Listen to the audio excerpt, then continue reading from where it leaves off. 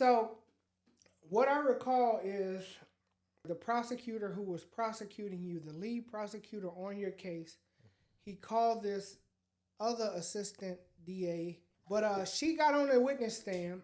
She gave all of these elaborate explanations about being an assistant district attorney and how important her job was. Blah, and those things are true. Mm-hmm.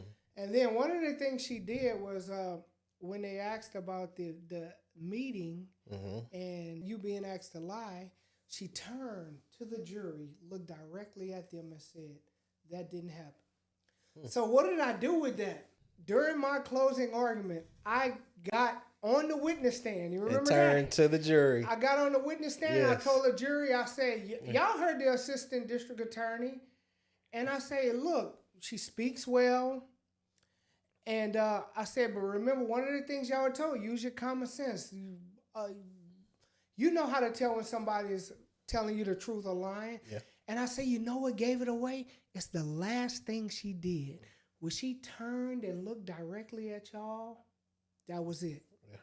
Because if you're simply telling the truth, there's no need to stress it. You don't have to stress it. You don't have to drag it out.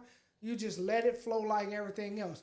But she wanted to point out that part didn't happen. Wanted you to believe it. To me and to the jury, I believe, they believed that was an indication that she was being dishonest. Because do you remember what many of the people in the jury box did when I reenacted that and said that? Yes. What did they do? It was just a physical response. Most of them kind of laughed, they were laughing and nodding. Yeah, because it's obvious. And before that, when she took stand, she was very candid in her personal feelings towards me. After not being in agreement in that murder trial, she specifically told the jury and the court that any case with my name on it that came up, she released them.